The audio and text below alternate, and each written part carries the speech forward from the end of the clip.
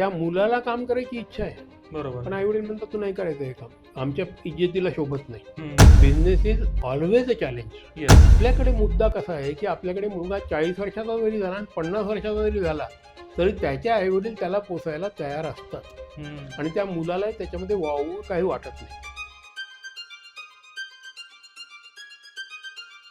नमस्कार मित्रांनो, मी मंगेश कुलकर्णी. मॅक्स मनी न्यूज मध्ये तुमचं स्वागत. मित्रांनो, स्टार्टअप आणि ऑन्टरप्रिनरशिप याचे अनेक फायदे आहेत. त्यातला एक महत्त्वाचा फायदा असा आहे की यामध्ये वयाचा कुठलाही क्रायटेरिया नाही आहे.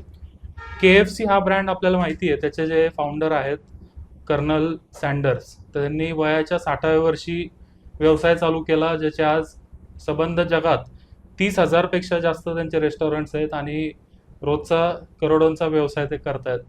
तर अशा ज्या बिझनेस स्टोरी असतात त्या आपल्याला इन्स्पायर करतात. तर असेच एक ऑन्टरप्रिनर आहेत ज्यांनी कॉर्पोरेट फील्डमध्ये 46 वर्षापेक्षा जास्त त्यांनी काम केलं आहे.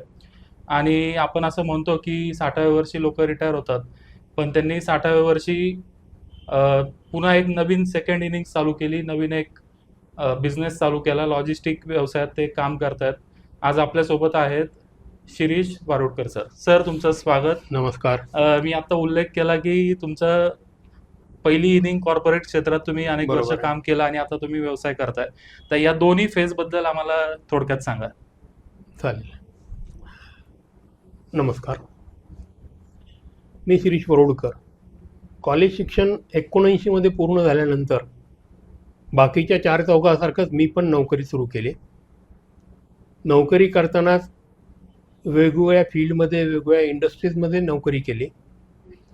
पण स्वतःचं काहीतरी असलं पाहिजे, स्वतःचा बिझनेस काहीतरी केलाच पाहिजे, हे माझं पहिल्यापासून डोक्यात होतं. आणि त्यामुळेच मी मेकॅनिकल इंजिनिअरिंगसारखा विषय निवडला, ज्यावेळेला सिव्हिल इंजिनिअरिंगसारख्या क्षेत्रात आम्हाला ताबडतोब नोकऱ्या उपलब्ध होत्या.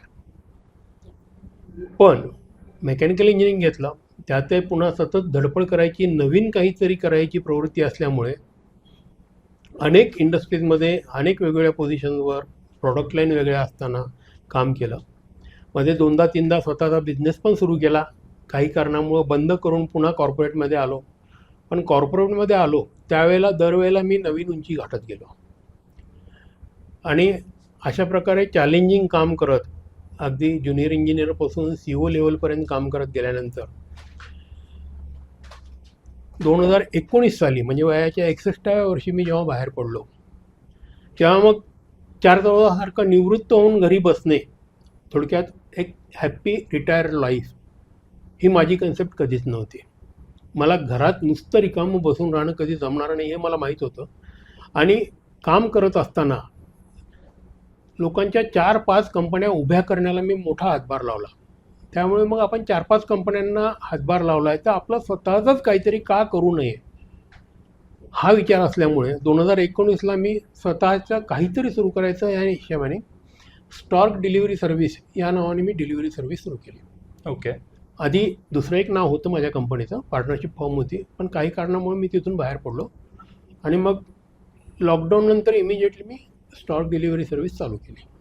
हे जे स्टॉर्क डिलिव्हरी सर्व्हिस आहे त्याच्या नावातच आम्हाला कळतंय की डिलिव्हरी काहीतरी तुम्ही करताय कुठल्या तरी गोष्टी. आता ह्याच्या स्टॉर्क या नावामध्ये एक गोष्ट आहे. ओके. विशेषतः जे युरोपियन आणि वेस्टर्न कल्चरला म्हणजे ज्यांची तोंडओळख आहे त्यांना माहीत आहे की तिकडे एक कल्पना अशी आहे की स्टॉर्क म्हणजे करकोचा. ओके. स्टॉर्क हा पक्षी जो आहे तर त्याला देवानं एक नेमून दिलेलं काम आहे की मुलं देव देतो, ती ते मुलं देवाच्या घरून पॅरेंट्सच्या घरी आणून सोडणे पालकांच्या, हे काम स्टॉर्क पक्षी करतो. अच्छा. आणि मग आम्ही पण कस्टमरचं मटेरियल त्यांच्या कस्टमरकडे पोहोचवतो आणि ते देखील स्टॉर्क जसं लहान बाळाला सांभाळतो तसं सांभाळून नेतो. या दृष्टीने म्हणून मला हे स्टॉर्क नाव सुचलं आणि मग आमचा लोगो पण त्याच पद्धतीने आहे. तर स्टॉर्क डिलिव्हरी सर्व्हिस या ब्रँडखाली आम्ही काम सुरू केलं. आमचा पहिल्यापासून फोकस कस्टमर सर्व्हिस, शक्यतो लहान उद्योजकांना आपला फायदा झाला पाहिजे, कारण मोठ्या ज्या कंपन्या आहेत, मोठी उद्योजक आहेत, त्यांना सर्व्हिस देणारे खूप लोक भेटतात. बरोबर. लहान उद्योगांना किफायतशीर दरात रिलायबल सर्व्हिस देणारे फार कमी आहेत. पुण्यामध्ये आमचं नाव त्याच्यामध्ये अग्रगण्य येतं, हे माझं नशीब.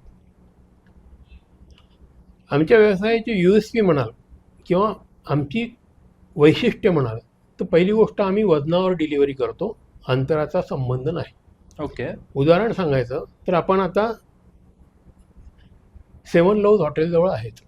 इथून स्वारगेटला एखादं मटेरियल द्यायचं असेल 1 किलो वजनाचं पॅकेट, तर त्याला जेवढे पैसे लागतील तेवढ्याच पैशामध्ये आम्ही इथून निगडी, कात्रज, चांदणी चौक, लोहगाव, हडपसर कुठेही तेवढ्याच पैशात सेम डे डिलिव्हरी देतो.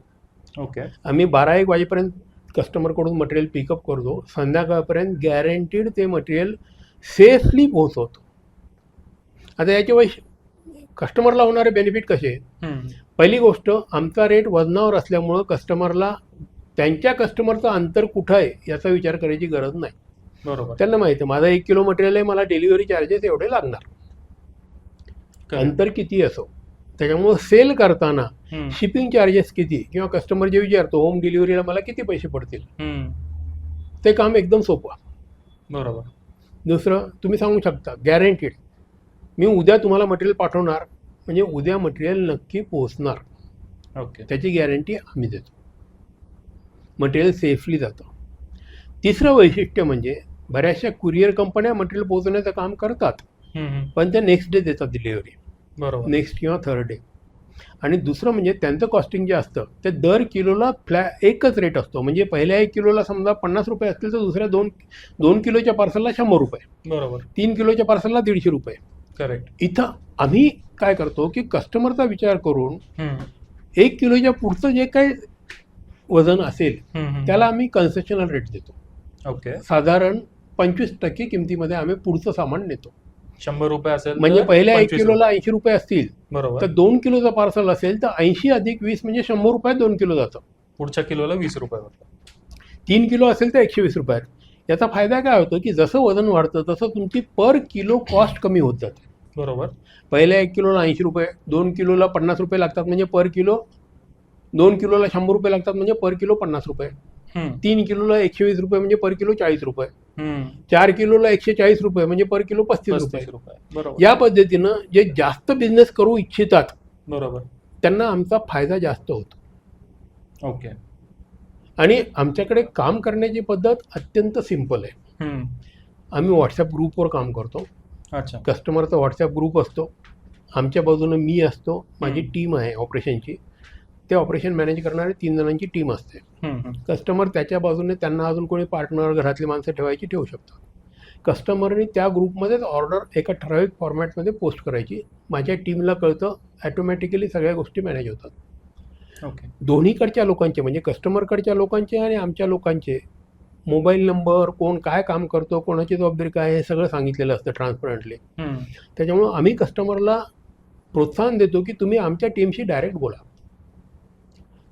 जे काही बोलणं होतं किंवा व्हॉट्सॲप मेसेजेस होतात ते प्रत्येक मेसेज मी पाहतो. अच्छा. पण प्रॉब्लेम नसेल तर मी मध्ये येत नाही. ओके. माझ्या टीमला त्यांच्या फील्डमध्ये ठराविक गोष्टी निर्णय घेण्याचं स्वातंत्र्य दिलेलं आहे. ओके. त्याच्यामुळे दरवेळेला कस्टमरला माझ्यापर्यंत यायची गरजच पडत नाही. करेक्ट. हा आमच्या कार्यपद्धतीमधला एक महत्त्वाचा मुद्दा आहे. तुम्ही आता उल्लेख केलात की तुमच्या ज्या सर्व्हिसेस आहेत ते किफायतशीर आणि रिलायबल, किफायतशीर. तर ह्या 2 गोष्टी आम्हाला कळल्या.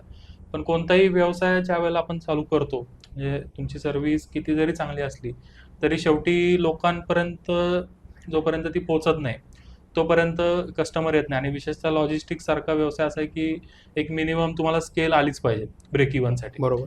तर या केसमध्ये म्हणजे तुम्ही जेव्हा चालू केलं तर तुम्ही लोकांपर्यंत कसं पोहोचलात? तुमचं मार्केटिंग तुम्ही कसं केलं? आमचं मार्केटिंग बेसिकली आम्ही मार्केटिंग केलं ते फेसबुक आणि व्हॉट्सॲप. ओके. या माध्यमातून. सुरुवातीला फेसबुकचे वेगवेगळे ग्रुप आम्ही जॉईन केले. प्रत्यक्ष मिटिंगला मी जायचो. बऱ्याच ग्रुपच्या आठवडी मिटिंग असतात, तिथं मी जात होतो. पण साधारण 2 ते 3 महिन्यानंतर ही पोझिशन आली की आम्हाला आमचं मार्केटिंग जास्त करावं लागलं नाही, आमचे कस्टमरच आमचं मार्केटिंग करतात. आज देखील ती पोझिशन आहे. कस्टमर आमचा अनुभव दुसऱ्या त्यांच्या एकतर सहव्यावसायिकांना किंवा इतर कोणी व्यावसायिक असतील जे डिलिव्हरी सर्व्हिस पाहिजे चांगली म्हणून त्यांना विचारत असतील त्यांना रिकमेंड करतात आमचं नाव. आणि ऑन एन ॲव्हरेज गेले 4 वर्ष रोज साधारणपणे 4 ते 5 नवे कस्टमर आमच्याकडे जोडले जातात. अच्छा. Without marketing. ओके. आम्ही मधून फेसबुक पोस्ट करतो, व्हॉट्सॲपवर मेसेजेस पाठवतो, पण त्याच्यापेक्षाही जास्त इम्पॅक्ट आम्हाला आमच्या कस्टमरनी आमचं मार्केटिंगचं काम करणे, या गोष्टीचा खूप मोठा फायदा आम्हाला झालेला आहे. आमचे कस्टमर हेच आमचे मार्केटिंग मॅनेजर्स आहेत.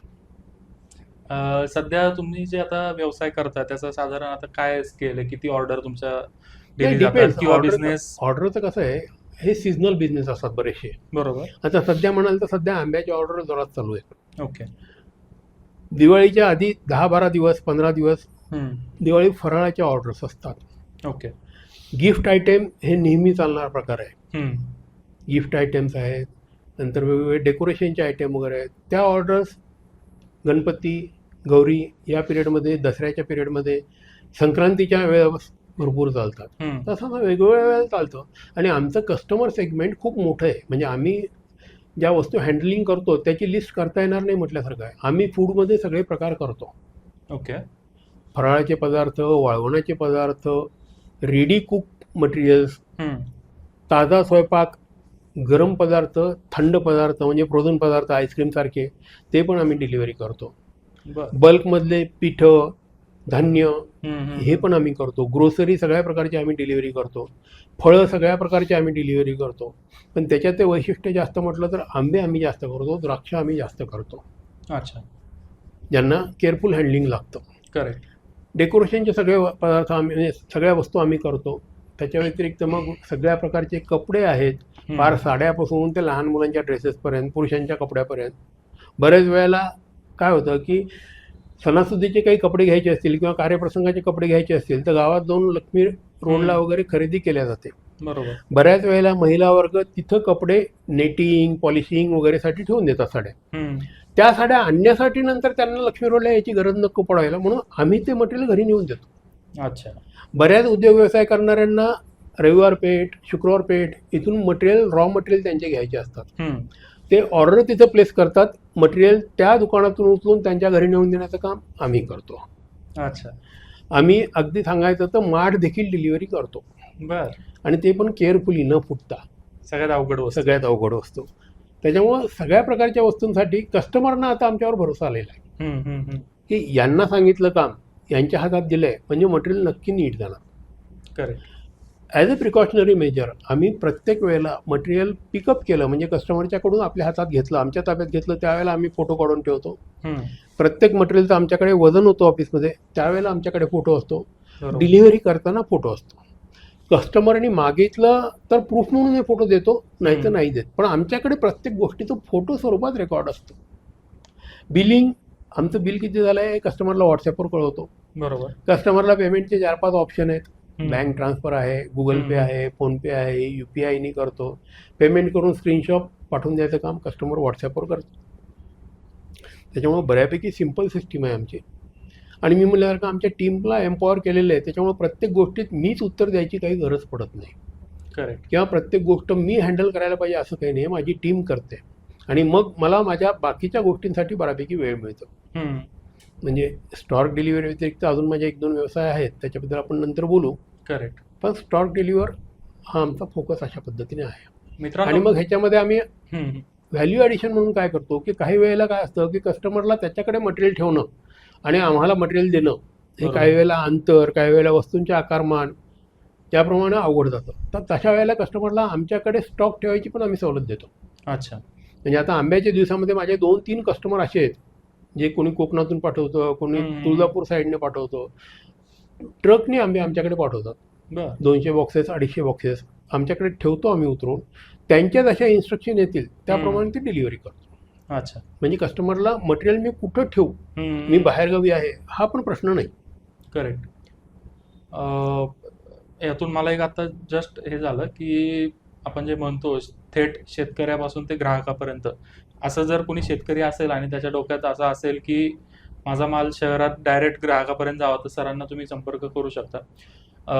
मित्रांनो, एक मुद्दा इथं मला नोट करावासा वाटतो की लॉजिस्टिक्स हा व्यवसाय खरं तर ऑपरेशन्स हेवी बिझनेस येतो. करणं एवढं सोपं नाहीये.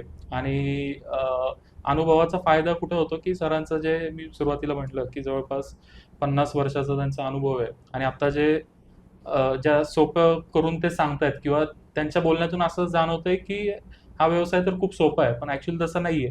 पण हे अनुभवातून आलेलं आहे. तुम्ही जे बरोबर आहे. इतक्या वर्षाची तपश्चर्या आहे त्यातून ते सोपं तुम्ही केलंय. एकूण 46 वर्षाचा अनुभव आहे, त्याच्यामुळे मग सांगताना मला तर सोपं वाटलं म्हणून मी सोपं करून सांगतो. करेक्ट. पण ते तितकं सोपं नाही आहे. त्याच्यामुळे प्रत्येक बिझनेसचे आपले स्वतःचे चॅलेंजेस असतात, प्रत्येक व्यवसायाचे. करेक्ट. तसे आमच्या व्यवसायात भरपूर चॅलेंजेस आहेत. आम्ही आमचा एक रिस्पॉन्सिबल मीडिया म्हणून आमचा हा प्रयत्न असतो की तुम्ही नवीन उद्योजक आहात, तुम्हाला हे सगळं स्वतः चुका करून शिकायची गरज नाही, तुम्ही 50 वर्ष खर्च करायची गरज नाही. सरांसारखे चांगले गेस्ट आम्ही आणतो आणि त्यांच्या अनुभवातून आपण काहीतरी शिकू, हा आमचा प्रामाणिक प्रयत्न आहे. व्यवसाय म्हणजे challenge, business is equal to challenges. Business is always a challenge. Yes. तर म्हणजे तुमच्या असं कधीच होत नाही की माझा व्यवसाय सेटल झाला आता मला काही चॅलेंज नाही. करेक्ट. तर तुम्ही जो आता व्यवसाय करताय त्याच्यामध्ये तुम्हाला चॅलेंजेस काय आहेत सध्या? सगळ्यात महत्त्वाचं आणि सगळ्यात मोठं चॅलेंज आहे मॅनपॉवर. ओके. डिलिव्हरी करण्यासाठी लागणारे मुलं मुली जे आहेत, जे प्रत्यक्ष फील्डवर डिलिव्हरी करतात, त्यांचा प्रचंड तुटवडा पूर्ण भारतातच आहे, माझ्याकडे म्हणून नाही. अच्छा. त्याच्यामुळं चांगली मुलं मिळणे, चांगली मुलं टिकून राहणे हा एक महत्त्वाचा मुद्दा आहे. चॅलेंज फार मोठं आहे ते, आम्ही सतत प्रयत्न करत असतो. दुसरं चॅलेंज आहे मग मुलांना नीट काम करायला शिकवणे, कारण नुसती डिलिव्हरी नाही करायची, डिलिव्हरी आम्हाला सेफ डिलिव्हरी करायची आहे.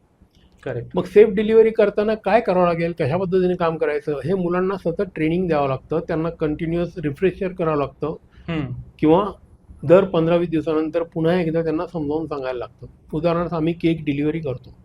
केक डिलिव्हरी ही अत्यंत नाजूक गोष्ट आहे. बरोबर. विशेषतः असे डिलिव्हरी जाणारे केक असतात, हे केक घेणारा कस्टमर जो असतो तो आपल्या चॉईसप्रमाणे, आपल्या मनातल्या डिझाईनप्रमाणे बनवून घेतो.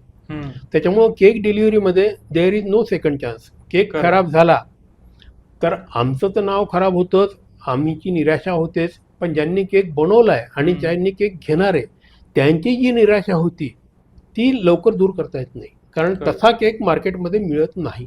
तो खास डिझाईन म्हणून घेतलेला असतो आणि सेलिब्रेशन असतं, सेलिब्रेशनचा असतो. नॉर्मली केक सेलिब्रेशनसाठीच असतात आपल्याकडे.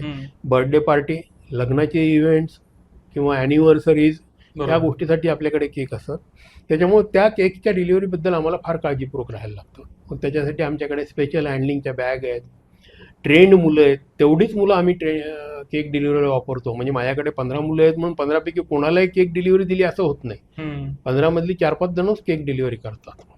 अच्छा. तर ते लक्षात घेऊन मग आम्ही केकची ऑर्डर घेतो, त्यांचं शेड्यूल पाहून. त्याच्यामुळे बऱ्याच वेळेला कस्टमरला नाही म्हणून पण सांगावं लागतं की केक डिलिव्हरी नाही जमणार आम्हाला. ओके. हां, कारण उगी त्यांचा केक घ्यायचा आणि रस्त्यात खराब झाला तर मग सगळ्यांचा विरस करायचा हे योग्य नाही, म्हणून मग आम्ही केक डिलिव्हरी फार काळजीपूर्वक करतो. ज्या वेळेला आम्ही तुमच्यासारख्या व्यावसायिकांबरोबर गप्पा मारतो त्यावेळेला हा एक कॉमन पेन पॉईंट असतो की आम्हाला एम्प्लॉई चांगले मिळत नाहीत किंवा एम्प्लॉईज मिळत नाहीत बेसिकली. दुसऱ्या बाजूला आज वास्तविक भीषण परिस्थिती अशी आहे की मुलांना रोजगार नाही, म्हणजे 30-30, 35-35 वर्ष वय झालं तरी पहिली नोकरी मुलांना मिळत नाही. तर काय चुकतंय गणित? नाही, ह्याच्यामध्ये कसं आहे, मुख्य म्हणजे याला 2-3 महत्त्वाचे कारणं माझ्या दृष्टीने आहेत.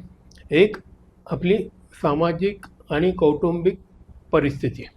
बरोबर. बाहेरच्या कंट्रीजमध्ये म्हणजे वेस्टर्न कंट्रीज किंवा युरोपियन कंट्रीज, अमेरिका, इथं जसं मुलगा 18 वर्षाचा झाला की त्यानं घरात राहायचं नाही, हा जवळपास दंडक आहे. त्या मुलानं शक्यतो स्वतः कमाई करायची, स्वतःचं शिक्षण, स्वतःची नोकरी, लग्न सगळं त्याचं त्यानं करायचं. आपल्याकडे मुद्दा कसा आहे की आपल्याकडे मुलगा 40 वर्षाचा जरी झाला आणि 50 वर्षाचा जरी झाला तरी त्याचे आईवडील त्याला पोसायला तयार असतात आणि त्या मुलाला त्याच्यामध्ये वावू काही वाटत नाही. ओके. हा आपल्याकडचा सामाजिक परिस्थितीचा भाग. हा इरिस्पेक्टिव्ह ऑफ कोणता क्लास आहे, ओके, मुलगा कोणत्या सामाजिक पार्श्वभूमीतला आहे, सगळीकडे हीच गोष्ट आहे. दुसरीकडे आपल्याकडे श्रमप्रतिष्ठा नाही आहे. त्याच्यामुळं बऱ्याच मुलांना डिलिव्हरी बॉयचं काम करणे किंवा शारीरिक परिश्रमाचं काम करणे अशी कामं करायला लाज वाटते. तो 10वी-12वी जरी झालेला असला तरी त्याला वाटतं मला टेबल खुर्चीवर लॅपटॉप घेऊन काम मिळालं पाहिजे, AC केबिन मिळाली पाहिजे, जे इतक्या सहज शक्य नसतं. करेक्ट. आणि त्याच्यामुळंच एका बाजूला प्रचंड बेकारी आपल्याकडे आहे, त्याच वेळेला दुसऱ्या बाजूला प्रत्येक क्षेत्रामध्ये काम करणाऱ्या माणसांचा प्रचंड मोठा तुटवडा आहे. डिलिव्हरी हे एक त्यापैकी एक महत्त्वाचं फील्ड आहे. डिलिव्हरी आहे. दुसरं फील्ड आहे मार्केटिंग. बरोबर. मार्केटिंगचं काम करायला सहसा कोणी तयार होत नाही. इव्हन मार्केटिंगमध्ये खास प्रावीण्य शिक्षण घेतलेले, मग BBA असो, MBA मार्केटिंग असो, असे देखील मुलं, त्यांना टेबल जॉब पाहिजे, त्यांना ग्राउंड वर्क नको आहे, फील्ड वर्क नको आहे. आणि जोपर्यंत या गोष्टी आपल्या घरातून बदलायला सुरुवात होत नाही, या मुवमेंटला आईबाप म्हणतील की तुला वाटेल तो जॉब मिळेल तो कर, पण तू आता घरात राहायचं नाही, अनएम्प्लॉईड राहायचं नाही. ज्या वेळेला आई वडील हे म्हणणं चालू करतील तेव्हा परिस्थिती नक्की बदलेल. ती वेळ केव्हा येईल ते माहिती सांगता येत नाही. करेक्ट. खरं तर म्हणजे काही काही असं गोष्टी असतात की आपल्याला म्हणजे आमच्यासारख्या लोकांना ते कळत नाही. आम्हाला प्रॉब्लेम माहिती असतात, पण ग्राउंड लेवलला ज्यांनी काम केलं त्यांना, आता ही वेगळी गोष्ट मी तर पहिल्यांदा ऐकलं की आई वडील त्यांना, म्हणजे आई वडिलांचा हेतू चांगला असतो की सपोर्ट करावं, पण तोच नाही प्रॉब्लेम होतोय. पण बऱ्याच वेळेला तो मार्ग ठरतो. मला असे कित्येक फॅमिलीज माहित आहेत, त्या मुलाला काम करायची इच्छा आहे, बरोबर, पण आई वडील म्हणतात तू नाही करायचं हे काम, आमच्या इज्जतीला शोभत नाही. हा एक मुद्दा. बरोबर. दुसरा, त्या मुलाची काम करायची तयारी नसते ना, आई वडील त्याला तू काम कर म्हणत नाहीत, हे दुसराच मुद्दा आहे. चुकून तो तयार झाला तरी आई वडील तयार. बरेचसे केसेस मला माहित आहेत जिथं मुलं इंजिनियर वगैरे झालेले आहेत, पण त्या मुलाला जर मुंबईत जॉब मिळत असेल किंवा अहमदनगरला किंवा नागपूरला जॉब मिळत असेल तर पुण्यातले पालक त्याला पाठवत नाहीत. ह्याच्यातला कॉन्ट्रोव्हर्शियल भाग असा आहे की मुलींना किंवा मुलांना अमेरिकेत जॉब मिळत असेल तर तितके 4-5 हजार किलोमीटर पाठवायला तयार आहेत, पण नागपूर, अहमदनगर अशा 400-500 किलोमीटरच्या अंतरावरच्या गावात पाठवायला तयार नाहीत. जो देश तुम्हाला टोटली अनोळखी आहे, जिथली भाषा तुम्हाला माहीत नाही, कल्चर माहीत नाही, तिथं पाठवायला तुम्ही तयार होता ना. आपल्या देशामध्ये आपली भाषा, आपली संस्कृती असलेल्या ठिकाणी पण मुलाला त्याच्या करिअरसाठी जाऊ देत नाही. हा एक आपल्याकडच्या विचारसरणीतला फार मोठा दोष आहे असं माझं निरीक्षण आहे. एका बाजूला जे तरुण आहेत ज्यांना पहिल्या नोकरीची गरज आहे त्यांना ती नोकरी मिळत नाहीये, हा एक प्रॉब्लेम तर आहेच. त्याच्यापेक्षा मला असं वाटतं की एक मोठा प्रॉब्लेम असा आहे की ज्याला आपण मिड मॅनेजमेंट क्रायसिस म्हणतो, की 35 ते 50 वयोगटातले जे लोक आहेत की त्यांना आता असं वाटतं की आपण सेटल झालोय आणि मोठे मोठे पॅकेजेस असतात आणि कंपन्या एका मिनिटात असा निर्णय घेतात की एवढेशे लोक, एवढे 1000 लोक ले ऑफ केले. तर अशा बऱ्याचशा केसेस आहेत की ज्या वेळेला त्यांचं सगळं उमेदीचे वर्ष असतात, फॅमिली त्यांच्यावर डिपेंडेंट असते, त्याच वेळेला नेमकं त्यांचा जॉब जातो. तर यावरही तुम्ही बऱ्यापैकी काम केलंय, तर त्या फील्डमध्ये मी बऱ्यापैकी काम करतो. याला सोल्युशन काय? याला प्रत्येकाच्या मनात आज भीती आहे की माझी नोकरी गेली तर. मिड करिअर क्रायसिस म्हणतात. बरोबर. विशेषतः 2000 नंतर, इसवी सन 2000 नंतर भारतामध्ये ही परिस्थिती हळूहळू यायला लागली. आधी कसं होतं, आमच्या जनरेशनला जे साधारणपणे 40-50 वर्षापूर्वी नोकरीला लागले की नोकरीला लागलं त्याच कंपनीत रिटायर होणे ही फार कॉमन गोष्ट होती. बरोबर. नंतर ती परिस्थिती हळूहळू बदलायला लागली. मग लोक कंपन्या सोडायला लागले जास्त पॅकेजसाठी, वेगवेगळ्या कारणासाठी, आणि नंतर मग कंपन्या पण लोकांना सोडायला लागल्या. आणि विशेषतः 90 नंतर जेव्हा आपण इकॉनॉमिक रिफॉर्म्स आले म्हणतो आपल्याकडे, किंवा बिझनेसमध्ये सुधारणा सुरू झाल्या, त्यावेळेला बाहेरच्या कंपन्या पण यायला लागले, लोकांचे पॅकेजेस पण वाढले, कामाचे स्वरूप बदलले, लॉंग अवर्स कामामध्ये कंपनीत करायला का लागणे हे नॉर्मल झालं. आणि मग ह्याच्यामध्ये एक हायर अँड फायर संस्कृती आपल्याकडे आली. म्हणजे काम आहे तोपर्यंत तुम्हाला नोकरी जागा आहे, काम तुमच्या दिवशी कंपनीला वाटेल की हा माणूस कामाचा नाही, त्या दिवशी तुम्हाला जा म्हणून सांगायला कंपनीच्या मॅनेजमेंटला काहीही वाटत नाही. ही परिस्थिती हळूहळू यायला लागली. आता होतं कसं, या विषयामध्ये मी बऱ्यापैकी काम केलं आहे. मी याच्यामध्ये काउन्सिलिंग पण करतो, सिनियर लोकांच्यापासून ज्युनियर लोकांच्यापर्यंत. सगळ्यात महत्त्वाचा मुद्दा हा आहे की सगळ्यांना असं वाटतं की हे अचानक काहीतरी झालं आणि कंपनी मला काढून टाकलं. असं अचानक कधीही काहीही होत नसतं. ओके. मुद्दा कसा आहे की कंपनीमध्ये जे चेंजेस होत आहेत, वातावरण बदलत आहे, हे जोपर्यंत तुम्ही त्या कंपनीमध्ये कम्फर्ट झोनमध्ये आहेत, म्हणजे मला काही होणार नाही, माझं काम मी करतोय, मला काही होणार नाही, या मनस्थितीत जोपर्यंत आहे तोपर्यंत तुम्ही हे चेंजेस लक्षातच घेत नाही. ओके. चेंजेस होत असतात, नोटिसेबल असतात, पण माणसाचं मन आणि मनामुळं मग मेंदू या गोष्टी नोटच करत नाही, रिडिंगच घेत नाही की हे चेंजेस होत आहेत. आणि मग जेव्हा प्रत्यक्ष निर्णय घेतला जातो तेव्हा त्याला वाटतं की नाही मला अचानक काढून टाकलं. अचानक काहीही होत नसतं. बरोबर. अचानक फक्त ऍक्सिडेंट होतात. बरोबर. त्याच्यामुळं nothing happens accidentally in your career most of the time. आणि मग हे नाही समजल्यामुळं काय होतं की लोक त्या गोष्टीला प्रिपेअरच नाही आहेत. शॉक बसतो त्यांना. आणि ओव्हरऑल एक चंगळवादी वातावरण जे झालेलं आहे निर्माण, की आपण कमवायचं ते एन्जॉय करायसाठी कमवायचं, ह्याच्यामध्ये लोकांचं सेव्हिंग फॅक्टरकडे प्रचंड दुर्लक्ष झालेलं आहे. ओके. आणि मग नॉर्मली आम्ही जे म्हणतो किंवा कोणतेही मॅनेजमेंट तज्ज्ञ वगैरे जे म्हणतात की तुम्ही 6 महिने नोकरी नाही केली तरी तुमचं 6 महिने आहे त्या टाईपवर, आहे त्या लेवलवर जगणं चालू राहिलं पाहिजे. ह्याच्यासाठी तुमच्याकडे फंडिंगच नसतं लोकांच्याकडे. बरोबर. आणि मग जेव्हा जे बाकीचं नेटवर्क असतं, नेटवर्किंग जे म्हणतो आपण, तर सध्या काय झालेलं आहे की सध्या लोकांचं नेटवर्क हे एन्जॉयमेंट नेटवर्क आहे. ह्याच्यामध्ये पॉझिटिव्ह नेटवर्क जे तुमच्या संकटामध्ये काम करेल असं नेटवर्कच नाहीये. बरोबर. आणि मग अचानक जॉब गेल्यानंतर तुमच्या एन्जॉयमेंट नेटवर्कमधलं कोणीही तुमच्या कामी पडत नाही. तुमचे नातेवाईक, कुटुंबातली माणसं यांना तर काही माहीत नसतं तुमच्या फील्डबद्दल. आणि बाकीचे ज्यांना माहीत आहेत ते लोक तुमच्या नेटवर्कमध्येच नाहीत. आणि मग याचा परिणाम व्हायचा तोच होतो, तुम्हाला जॉब मिळत नाही, फ्रस्ट्रेशन वाढत जातं, कसं बाहेर पडायचं या परिस्थितीतून हे समजत नाही. आणि पैसा कमी पडायला लागला की माणसाचा आत्मविश्वास खच्ची व्हायला फार जोरात सुरुवात होते. म्हणजे it is a slide. Correct. आपण जसं स्लाइडवरून तिथून स्लाइडवरून घसरायला सुरुवात करेपर्यंत आपल्या हातात वेळ आहे. एकदा स्लाइड सुरू झाली तर मध्ये तुम्हाला थांबता येत नाही. तसंच ती परिस्थिती इतकी घरंगळत जाते, माणसाचा आत्मविश्वास इतक्या म्हणजे झपाट्याने कमी व्हायला लागतो की नंतर तर मला माहिती आहे केसेस, त्या लोकांना इंटरव्ह्यूमध्ये साधे प्रश्न देखील फेस करता येत नाहीत. बरोबर. तर या गोष्टीतून बाहेर कसं पडायचं याच्यासाठी वेगवेगळ्या स्ट्रॅटेजीज असतात. माझ्या आयुष्यामध्ये मी 3-4 वेळेला अशा परिस्थितीतून गेलो आहे.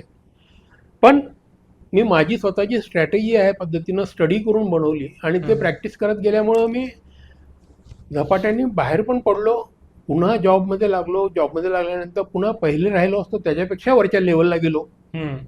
हे मी करू शकलो कारण मी माझ्या स्वतःच्या काही स्ट्रॅटेजीज बनवलेल्या आहेत. अर्थात त्या आम्ही आमच्या मिड करिअर क्रायसिस मॅनेजमेंट प्रोग्राममध्ये शिकवतो. 1 किंवा 2 दिवसाचा प्रोग्राम असतो, पण ते शिकवणं आवश्यक आहे. काळाची गरज आहे ती. आपल्याकडे लोकांना कसं आहे की लोकांना तुमचं स्किल इम्प्रूव्ह करा हे म्हणणं आणि हे सांगणारे ट्रेनिंग खूप आवडतात, मोटिवेशन देणारे. पण फ्रस्ट्रेशनमधून कसं बाहेर पडायचं, निगेटिव्ह परिस्थितीतून कसं बाहेर पडायचं हे सांगणारे कोणी नाही. त्याचं महत्त्वाचं कारण असं आहे की नुसतं तू पुढे चल मी कपडे सांभाळतो म्हणणं खूप चांगलं आहे, जे मोटिवेशनल स्पीकर्स करतात. बरोबर आहे. प्रत्यक्ष संकटातूून बाहेर पडण्यासाठी तुम्ही ते संकट फेस केलेले असले पाहिजेत. आणि दुर्दैवाने तशा परिस्थितीतून बाहेर सक्सेसफुली आलेले माणसं जे आहेत ना, ते कोणाला सांगण्याच्या मनस्थितीत नसतात किंवा सांगण्याची त्यांना इच्छा नाहीये. माझ्यासारखे फार कमी आहेत ज्यांना आपले अनुभव शेअर करावे वाटतात. बरोबर. तुम्ही मगाशी उल्लेख केलात की तुमचा अजून 1-2 बिझनेस आहेत. हो. तर त्या बिझनेस बद्दल आम्हाला सांगा. माझा एक नवीन बिझनेस असा आहे, गेल्या 8-10 महिन्यामध्ये आम्ही सुरू केला. तो बिझनेस बेसिकली लोकांच्या आरोग्याशी संबंधित आहे. म्हणजे काय की आपलं आरोग्य आपण काय खातो याच्यावर खूप मोठ्या प्रमाणावर अवलंबून असतं. बरोबर. आणि आजकाल शुद्ध पदार्थ मिळणे हा फार दुर्मिळ झालेला प्रकार आहे. त्यामुळे आम्ही एक लिमिटेड सेक्टर निवडलं, हळद, मसाले. तर हळद, मिरची पावडर आणि मसाले याच्या प्रोडक्शन आणि मार्केटिंगमध्ये आम्ही आहे, विशेषतः हळद. आता एक 5-25 वर्षापूर्वीची परिस्थिती पाहिली तर हळद नॉर्मली कसं करायचं की हळदकुंड मार्केटमधून आणायचे, साफ करायचे आणि घरीच ते दळून कुटून त्याची हळद पावडर बनवली जात होती. हळूहळू मग ते गिरणीवर जाणे, डंकावर जाणे चालू झालं. आता गेल्या 4-5 वर्षामध्ये विशेषतः लॉकडाऊन नंतर, करोनानंतर तुम्ही पाहिलं तर तुमच्या डोळ्यासमोर तुम्हाला पीठ देखील दळून देत नाही, तो हळद सोडून द्या. बरोबर. तुम्ही घेऊन गेलात तिथं गर्दी असली तर गर्दी आहे, बाद में आ जाओ. गर्दी नसली तर आता कोणीच नाहीये, एकट्यासाठी गिरणी काय चालू करू, मी परवडत नाही म्हणून तो तुम्हाला आवडून म्हणजे तुमच्या डोळ्यासमोर कळत नाही. आणि तुमच्या दृष्टी माघारी, मराठीत एक म्हण आहे दृष्टीआड सृष्टी, तर तुमच्या डोळ्या माघारी काय झालेलं आहे तर तुम्हाला माहित नाहीये तुमच्या माघारी. बरोबर. त्याच्यामुळं आम्ही काय करतो, आम्ही हळद चांगल्या प्रतीची हळद आम्ही हिंगोलीहून आणतो. हिंगोलीचा आहे मी. हिंगोलीला उत्कृष्ट प्रतीची हळद मिळते. माझ्याकडे 2 मशीन आहेत हळदीच्या. कस्टमर जर म्हणाला की मला माझ्या डोळ्यासमोर हळद पाहिजे, जो एकमेव मार्ग आहे भेसळरहित पदार्थ घेण्याचा, तुमच्या डोळ्यासमोर पदार्थ तयार करून घेणे. तसं हळद पावडर तुमच्या डोळ्यासमोर करून घेतली तर तुम्हाला हळद शुद्ध आहे याची खात्री पटेल. माझ्याकडे 2 मशीन आहेत. एक मशीन शॉपमध्ये आहे इलेक्ट्रिक मोटरनी बाकीच्यांच्यासारखं. दुसरं मशीन मी स्वतः कन्व्हर्ट केलेलं आहे, मी आणि माझ्या भावाने मिळून. ते आम्ही पेट्रोल इंजिनवर कन्व्हर्ट केलं आहे. ते मशीन एका टेम्पोमध्ये आहे. अच्छा. आम्ही काय करतो की समजा उद्या तुम्ही मला म्हणालात मंगेश सर की मला आणि माझ्या आजूबाजूच्या शेजाऱ्यांना म्हणून 5-1 किलो हळद पाहिजे, पण आम्हाला डोळ्यासमोर जाऊन पाहिजे. मी माझं मशीन तुमच्याकडे घेऊन येतो. ओके. तुम्हाला हळकुंड दाखवतो. बरोबर. ते हळकुंड तुमच्या डोळ्यासमोर दळून त्याचं वजन करून ते पॅक करून तुम्हाला तिथं देतो. आणि याच्यासाठी आम्ही जे नॉर्मल रेट लावतो त्याच रेटमध्ये मी हे काम करतो. मार्केट रेट त्याला वेगळे पैसे लावत नाही. अच्छा. हां, फक्त आमचा उद्देश आहे की शुद्ध हळदीचा प्रसार झाला पाहिजे. करेक्ट. मग शुद्ध हळदीप्रमाणेच चांगल्या प्रतीची भेसळ नसलेली मिरची पावडर, वेगवेगळे मसाले, हे पदार्थ पण मग आम्ही काही पदार्थ आमच्या गावाकडून मागवतो, काही पदार्थ आमच्या खात्रीच्या उत्पादकांकडून घेतो आणि ते आम्ही देतो. आणि आता मग हॉटेल्स, वेगवेगळे हॉटेल्स आहे, स्नॅक सेंटर, मेस आणि घरगुती ग्राहक, अशा दोन्ही कॅटेगरीमध्ये आम्ही हा व्यवसाय वाढवतो आहे. मग त्याच्याबरोबर आता चांगला भाजीपाला देण्याचा पण व्यवसाय चालू केला आहे. शुद्ध भाजीपाला आरू पाण्याने धुतलेला. नॉर्मली भाजीपाला कोणत्या पाण्याने धुतलाय तुम्हाला माहीत नसतं. बरोबर. आम्ही गॅरंटी देतो, आम्ही आरूच्या पाण्यानेच धुतो. बरं. तुम्हाला पाहिजे तुम्ही आमच्या शॉपमध्ये या, तिथं पहा आणि मग खाते करून घ्या. आरू पाण्याने धुतलेला तुम्हाला पाहिजे तसा चिरून वेगवेगळ्या पॅकेजेसमध्ये, म्हणजे 2 प्रकारचे पॅकेजेस आमच्याकडे. त्या पॅकेजमध्ये 3-3 दिवसाच्या पॅकेजमध्ये 6-6 भाज्या, हे पण आम्ही आता सुरू केलेला व्यवसाय नवीन, जो डिलिव्हरी ओरिएंटेड व्यवसाय आहे. भाजीपाला म्हणजे डिलिव्हरीची सर्व्हिस माझी स्वतःची आहे. बरोबर. क्लब केलं. भाजीपाल्याची, स्वयंसाक्षीची, मसाल्यांची कंपनी आमचीच आहे. बरोबर. त्याच्यामुळं आम्ही गॅरंटेड सर्व्हिस देऊ शकतो. करेक्ट. तुम्ही शुद्धतेचा उल्लेख केलात. आता हळद आपण एक समजा उदाहरण घेऊ, तर तुम्ही शुद्ध देता, याचा अर्थ मार्केटमध्ये सगळे नको आपण म्हणूया, काही लोक नक्कीच भेसळ करतात. काय होती एक्झॅक्ट? मी सांगतो तुम्हाला. आता कसं आहे, तुम्ही जर सातारा रोडला कधी गेलात किंवा इव्हन पुण्याला मार्केट यार्डमध्ये फिरलात तर तुम्हाला रस्त्याच्या कडेला 180 रुपये किलोपासून हळद विकणारे लोक मिळतील. बरं. हळदीमध्ये काही विशिष्ट वस्तूंची भेसळ करणे हे बऱ्याच काळापासून चालू आहे. अच्छा. हळदीमध्ये मक्याच्या पिठाची भेसळ होऊ शकते. ओके. हळदीमध्ये पिवळी ज्वारी म्हणून ज्वारीचा एक प्रकार असतो. बरं. त्याचं पीठ पिवळं असतं, त्याची भेसळ होऊ शकते. काही लोक हळदीमध्ये मीठ पण हे करतात. तुम्ही पाहिलं असेल, आपण हळद कधीच तोंडात घालून पाहत नाही, घरी पण नाही बाहेर पण नाही. बरोबर. आपण हळद पाहिलीच टेस्ट करून तर फार तर हातावर घेऊन पावडर फाईन आहे का नाही आणि वास कसा आहे असंच पाहतो.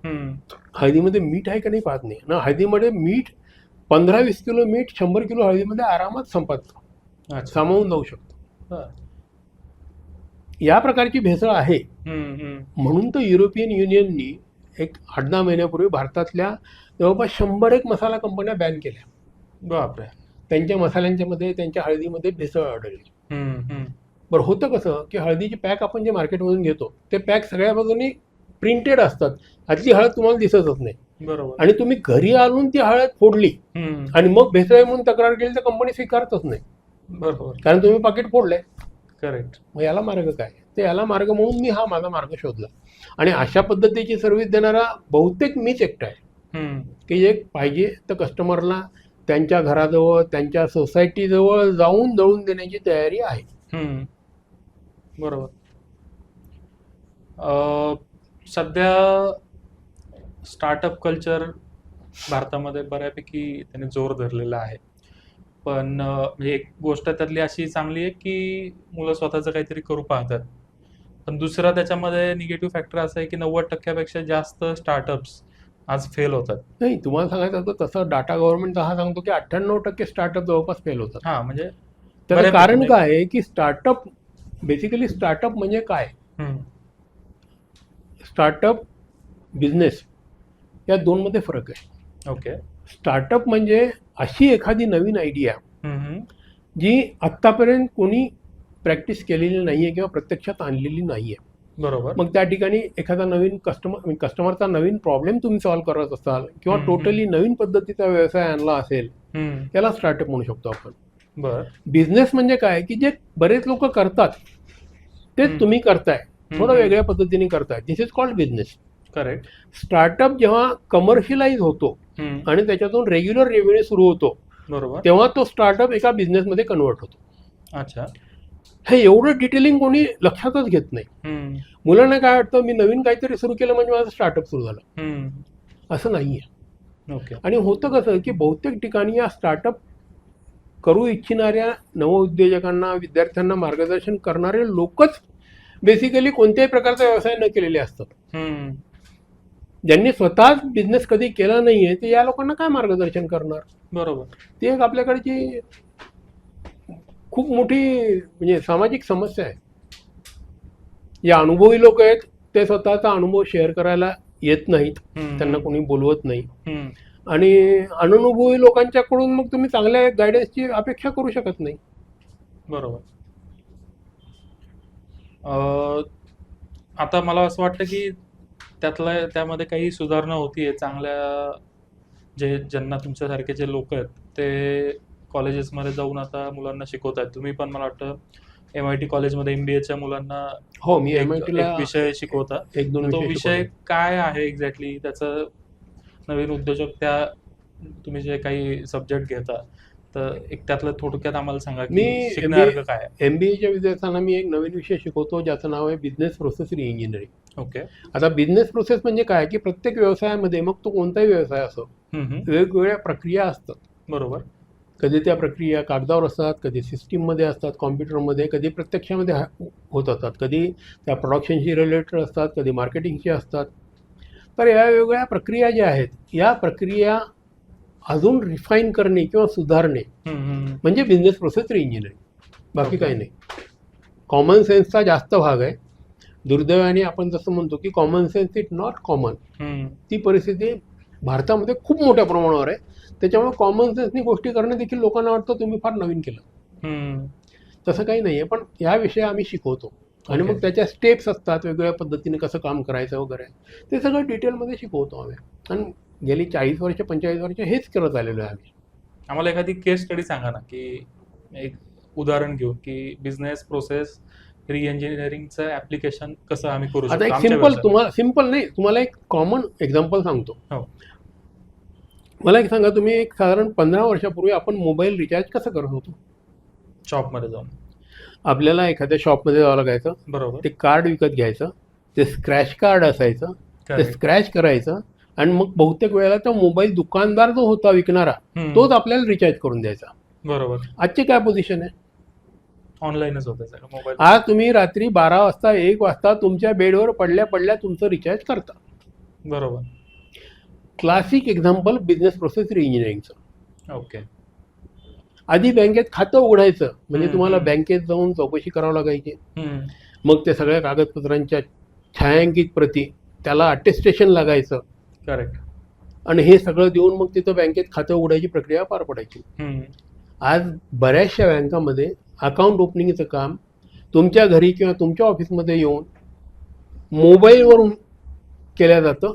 10 मिनिटांमध्ये अकाउंट ओपन होतं. तुमचे KYC डॉक्युमेंट इलेक्ट्रॉनिकली घेतल्या जातात, तुमचा फोटो इलेक्ट्रॉनिकली मोबाईलमध्ये घेतला जातो, तो अपलोड होतो. 10 मिनिटांमध्ये व्हर्बली अकाउंट ओपन होतं. क्लासिक एक्झाम्पल बिझनेस प्रोसेस रिइंजिनिअरिंगचं. ओके. त्याच्यामुळे आता इंडिव्हिज्युअल वेगळी केस स्टडी देण्याची मला तरी गरजच वाटत नाही या गोष्टींच्या पुढे. करेक्ट. एसटीचं उदाहरण घ्या. एसटीमध्ये आधी तुम्हाला रिझर्वेशन करायचं असेल तर प्रवासाच्या आधी 2-4 दिवस आधी जाऊन ST काउंटरवर किंवा रेल्वे काउंटरवर तुम्हाला रिझर्वेशन वेगळं करावं लागायचं. बरोबर. तुम्ही घरबसल्या आज रिझर्वेशन करू शकता. करेक्ट. तिकीट जरी काढायचं असेल ऑनलाईन तिकीट काढू शकता. प्रत्यक्ष बसस्टँडवर जाऊन जरी तिकीट काढायचं म्हणलं तरी तिथं त्यांनी व्यवस्था ठेवलेली आहे. गुगल पे, स्कॅन करून पे करा, सगळं पे करा, तिकीट तुम्हाला SMS येतो. बरोबर. फिजिकल तिकिटाची गरज नाही उरली आज. Business process reengineering. व्यवसाय सोपा करणं, शक्य तितका सोपा करणे, इफिशियंट करणे. ओके. कमीत कमी वेस्टेज, मग ते वेस्टेज वेळेचं असो, एफर्टचं असो, कमीत कमी वेस्टेज करणे, ओके, ह्या सगळ्या गोष्टी ज्या विषयामध्ये शिकवल्या जातात त्याचं नाव बिझनेस प्रोसेस रिइंजिनिअरिंग. अच्छा. आणि ते मी शिकवतो, कारण की गेली 40-45 वर्ष तेच करतोय. तुम्ही जे आता व्यवसाय करताय त्याच्यामध्ये स्टॉक डिलिव्हरी सर्व्हिस, बरोबर? स्टॉक डिलिव्हरी सर्व्हिस हा माझा डिलिव्हरी सर्व्हिसचा व्यवसाय आहे. मग आणि- आम्ही लोकल डिलिव्हरी करताना कस्टमरच्या डिमांडप्रमाणे, कारण बऱ्याच कस्टमरांना बिझनेस करताय म्हणल्यानंतर बाहेरगावी पण पाठवायचं असतं कुरिअर, मग आम्ही ती पण सर्व्हिस एक्सटेंड केली. ठीक आहे. त्यांच्या घरून पिकअप करतो, कुरिअर सर्व्हिसच्या मार्फत पाठवून देतो. तर हा. हा एक व्यवसाय. आणि दुसरं स्वयंसाक्षी प्रोडक्ट्स या नावाने स्वयंसाक्षी आमचं आहे. जे हळद आणि बाकी मसाल्याचं तुम्ही असं मॉडेल काढले की ग्राहकाच्या समोर त्याला काय मिळतं ते तो बघून करू घेऊ शकतो. शकतो. आता माझा प्रश्न असा आहे की काही महिला असतील, काही नवीन उद्योजक असतील, तर ते तुमच्या बरोबर असोसिएट होऊन काही व्यवसायाच्या संधी तुमच्याकडे उपलब्ध आम्ही आहेत देतो का? ना.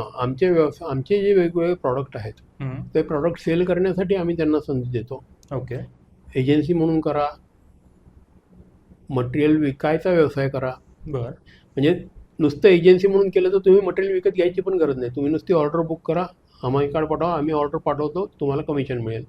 तुम्ही आमच्याकडून मटेरियल विकत घ्या, तुमच्याकडे स्टॉक ठेवा, तुम्ही पुढे विक्री करा, तुम्ही मार्जिन कमवा. ओके.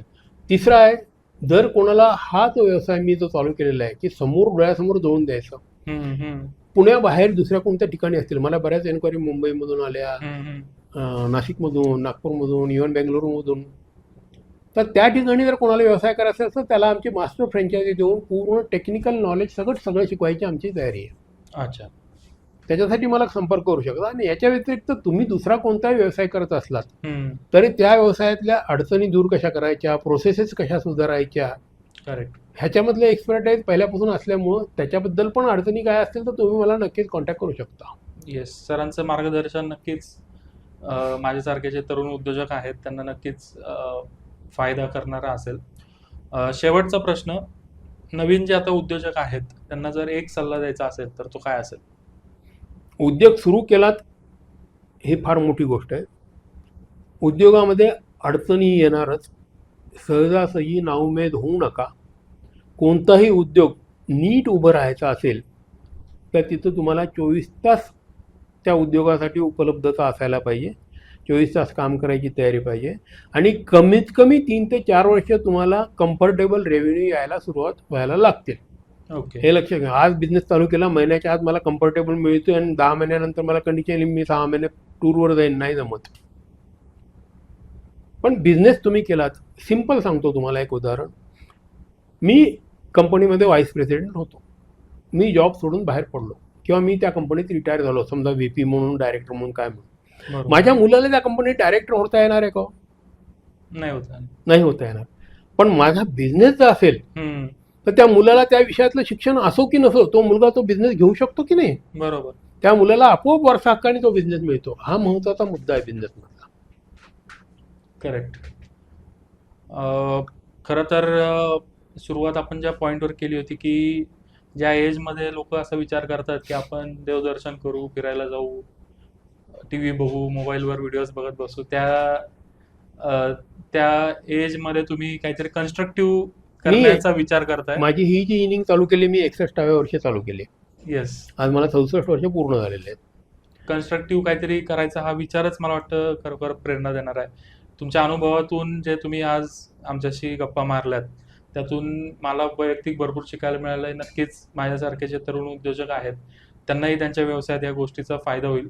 तुम्ही आम्हाला वेळ दिलात त्याबद्दल खूप खूप धन्यवाद. धन्यवाद. मलाही अनुभव शेअर करायला खूप आवडतं, त्याच्यामुळं पुन्हा केव्हा आवश्यकता असेल तर मला नक्की संधी द्या, ही माझी पण तुम्हाला विनंती. येस, धन्यवाद.